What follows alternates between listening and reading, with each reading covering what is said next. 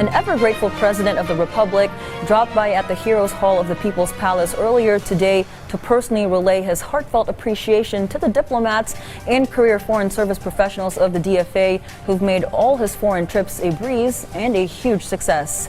And as our Alan Francisco reports, the economic growth and development of the country hinges in large part to investors from abroad who buy into the president's business pitches and make good on their pledges.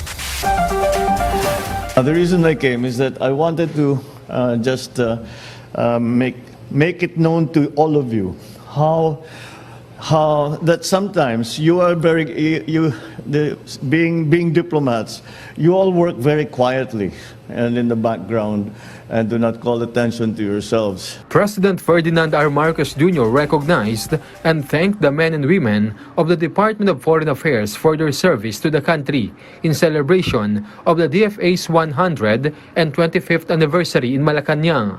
According to the President, he is lucky for the support he consistently receives from the DFA, such as the care and professional service from diplomats, ambassador, and career foreign service personnel in different parts of the world. That's why when I see these trips that we have been taking, when I see the preparations and how professionally they are done, and how professionally the conduct of these visits go on, with the guidance that I get from our diplomats, the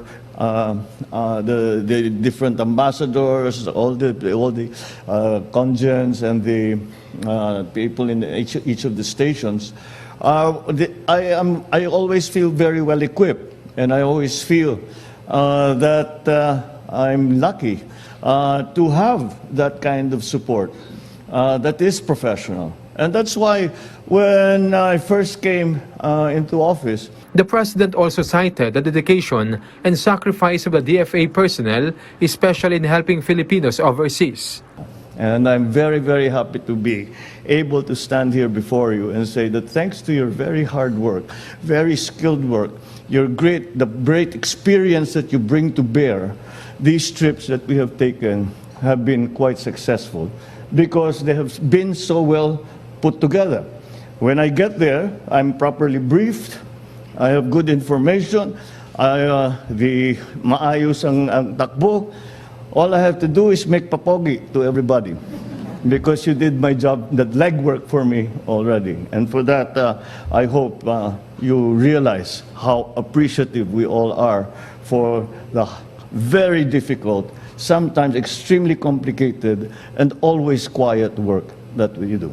Executive Secretary Lucas Bersamin also joined in celebrating and honoring the employees of the department. I am very, very pleased to be present today to join you in your celebration of your milestone anniversary. Congratulations to all the awardees, and congratulations to each and every member of your team, Team Foreign Affairs.